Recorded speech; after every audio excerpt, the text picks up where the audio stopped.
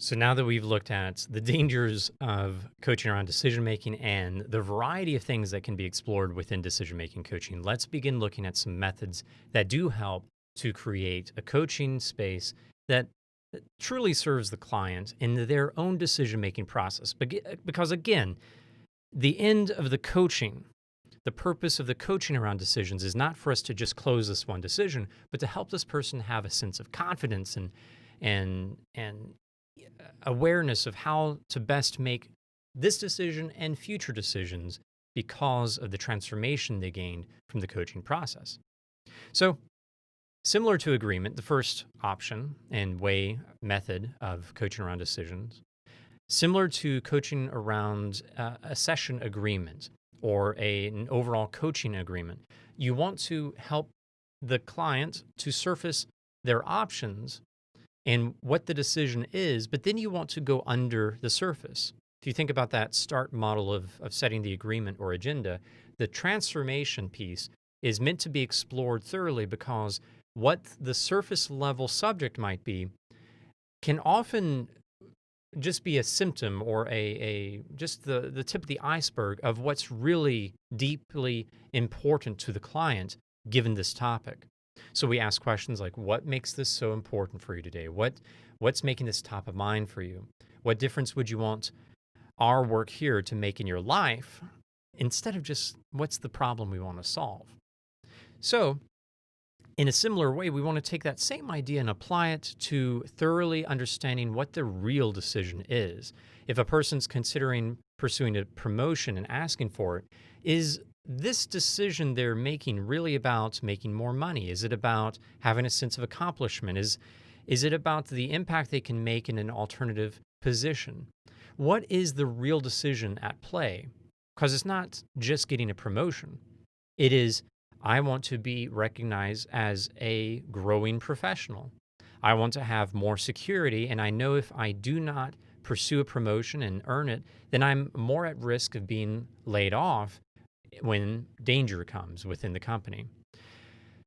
We want to drill down to what is at the core of this decision, what makes it so important, what's at stake, and how to truly frame this decision.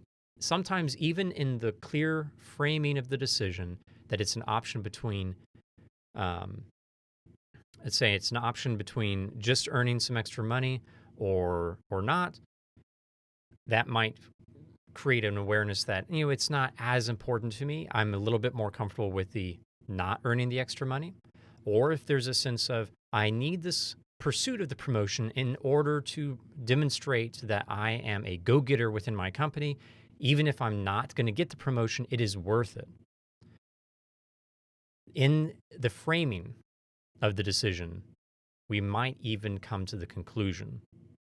So keep that in mind as a method for exploring decision making. It's the fastest way to resolve the decision. However, it often won't just be the only thing we do to resolve the decision. Therefore, we want to go beyond getting that core decision, what's really at stake, that they need this promotion and they're still not sure if they want to pursue it because, if they pursue it, they might stand out as someone who's a go-getter, but if they don't earn it, they might have a reputation as someone who's not qualified to be at that level. They want that reputation to follow them. So in that case, we can default or move into coaching around the various elements of decision-making. And we talked about that in the previous video. And we want to facilitate a comparison between these various elements and a prioritization of these elements. One of my favorite methods of coaching around decisions is to help the client consider a priority list of these elements. As you consider what school you'd want to go to, what career you'd like to pursue, what city you'd want to move into, what company you would like to consider for a career transition. These are a variety of elements we could explore as part of our coaching here today. Which of them would you rank as the top 5? Which of these might be your bottom 5, and why? What is so important about these top 5 that you want to explore? And after exploring the answers and responses to all these things, like the values they most want to honor, the raw data about the income they might be able to earn, the emotions that come up for them on either side, and so on and so forth, then we can help them numerically rate them or scale them on a, or rank them, grade them on a scale of 1 to 10 on how important each element is to them. Then we can step back and look at all of that information, that essentially the organized ingredients and elements, in order to make a more informed decision. So shining the light on the various elements and then asking questions to help them rank which are most important. As you've explored all these different options and ways of considering this decision, which of these are most relevant and important to you as part of this decision-making process? Should be assumed, this next method, which is almost the negative version of a method, but based on what we've said so far with the previous videos, I just want to reiterate here that it is critical for the coach's judgment and intuition to be mostly set aside with decision-making coaching, where in many other topics with coaching, we can often feel a little bit more free and can be a bit more free to share some of our intuition about what direction the client should go and what might be a good option, and provide some feedback on the way they said this, maybe based on role play or as they're sharing the content of what they'd like to say to their manager. We can maybe offer some feedback on that. But when it comes to the decision-making process, it is so important for the voice of the coach to be most quiet during this exploration so that the client's voice can truly be heard by the client. They can hear their priorities, they can hear their values, they can hear what's really at stake for them today and in the future, the next 5 years. So just another reiteration that we want our coaching intuition and judgment to be quiet. And in practice, what that means is when a client says, "What do you think?" When the client is saying things like, I really need some advice here, we need to be firm and confident that they have the resources in themselves. We go straight to, "I truly appreciate you asking and you seeking my advice, but as a coach, I know that you are capable of making this decision, and I do want to offer you some guidance as to what we can explore, some options we can look at for the coaching today. But my role is to avoid providing you that advice because from my perspective as your coach, I want you to feel complete confidence and awareness of why this decision needs to be made one way or the other. And I can't make that call for you, but I do want to, I'm committed to being here with you as you go through this process. And it's usually uncomfortable, but I'm here with you. How does that sound to you?" So we want to always reiterate and clarify our role in coaching around decisions. Next, we can explore a pre-built decision-making framework. This idea of a pre-built decision-making framework needs to combine what a coach might normally ask, our default coaching elements that we like to consider for ourselves with decision-making, common elements that are at play with clients, and enough variety that we know it's going to be shining a light on a lot of things. Then, as you have that pre-built framework, in my opinion, it's good to have plenty of options to choose from and then to co-explore, to say, okay, so in this framework, I found it useful for us to maybe start here and then we'll go with some of these other options as we explore. Would that be okay? Okay, great. Why don't we start with maybe this column or this line of questions? Let me ask those. Here's what you said. Maybe I'll take some notes on those. Now that you look at these other options, which would you like to explore next as part of fleshing out or considering this decision? Okay, great. So going back and forth on what might be the next best part of this visual framework, or, a list of questions and list of categories to explore. We're going to make decisions on what to explore together instead of the coach just making those decisions based on what feels right in the moment. And a step up, and this would be something to try with those who are more comfortable with coaching, someone who's been coached before and they are ready for that next level of exploration. The coach can create a blank sheet, and we'll talk about creating visuals for decision making in the next video. But the coach can offer a blank sheet and they can guide the building of a decision making framework using a variety of elements. So it's very similar to what we just said, but it would be the client's brand of decision making that they could use for this decision and future ones. And this is especially valuable for a person who wants to grow in their ability to make decisions as they're making this one. To co-create the actual framework and to be able to share that over with them, maybe on a digital format or even a scanned in, handwritten or hand created format. Another important thing to keep in mind around decision making coaching is that the first option, let's say if they're not sure where they're going to land, it's not just option A or B, there's a variety of options. And they say, I think after talking about this for a few minutes, I should really go with option C. Okay, great. However, again, with the idea of there might be a buyer's remorse after another day of considering this, the coach's role is not to just follow the client right then and there, and that is the right decision, drop everything.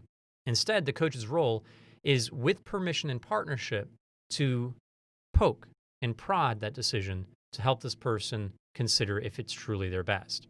This is very delicate because if a coach doesn't do this well, it can come across that the coach doesn't believe this is the right decision. So client says, I think I'm going to do option C. Great. Thank you for sharing. Thank you for exploring so far with me. As your coach, one of my roles though is to also challenge and to ask some questions that help surface anything that might occur to you in the next couple of days that may make you hesitate about this decision. So kind of surfacing those things now so that you feel more confident in making this decision or maybe make a different decision. Again, just to reiterate, I'm not interested in making this decision for you, but I am here to help challenge you and help you consider this decision thoroughly. Would it be okay if we challenged this option a little bit before we move on to actions and plans? Okay, great. So in that case, we want to ask some questions to help this person consider the ramifications if they go down that path, and equally what they would gain if they go down that path. We do not want our questions to tilt away from making that decision, but just to add some extra elements from the elements of decision making to make sure their decision is thorough. Usually I would do this if we've only explored one element of decision making. Maybe it's just the intuition state, or it's a data set or something like that. We want to help this person explore that decision, even if they have that initial confidence, so that they have more confidence beyond the session of coaching. Another thing that comes up, and this is a bit around the idea of challenge, a bit around the coach offering no advice, and yeah, it's just like a mix of things. But one of the things I would often experience with students when I was coaching them is there would be many students I coach from some sort of religious background, and I would often hear them say, "You know what? I think I'm just gonna pray about it and wait for God to show me what direction I should go." And this can come in a variety of flavors. It could come in the flavor of, I'm going to wait for my own intuition. I'm going to wait for God. I'm going to wait for family. I'm going to wait for boss, whoever. In that moment, what I found very useful as a challenge, and I would ask for permission. Hey, can I challenge you on that statement? Which, it's extremely important to ask permission to challenge one's sense of, I'm going to wait on God to provide an answer here. But I would often say, I can appreciate your desire to pray and to wait on God to provide you some guidance. The question I tend to ask in this case, though, is what if God wants you to make the decision without his guidance? Or another way to say it, what if God wants you to struggle well through making this decision on your own as a way for you to grow? Or something along those lines. So saying nothing that would indicate a disrespect of one's religion or trust in another person, trust in their intuition, but a way to say, how can you consider this decision And how would you make the decision if you needed to make it? If your God wanted you to grow through the struggle of not knowing exactly what you ought to do. And it's a legitimate consideration, because oftentimes we do grow the most when we make a decision without knowing exactly what is the right direction. Finally, the most important thing a coach can do is to be at their strongest with their coaching presence, to be fully there for their client, to be confident that the client has the resources, the capability, the intuition, the wisdom, the brain power to make this decision for themselves. We want to be that voice, and the main thing that we are doing with our voice in the coaching, outside of asking these questions around the elements, is to acknowledge all of the work that the client is doing, to thank them and demonstrate gratitude for their willingness to do the hard work of decision making. We are not making the choice for them, but we are confident throughout that entire process, and we're demonstrating that confidence with acknowledgments and gratitude, so that as they're wrestling, as they're struggling, they truly feel like someone is there with them.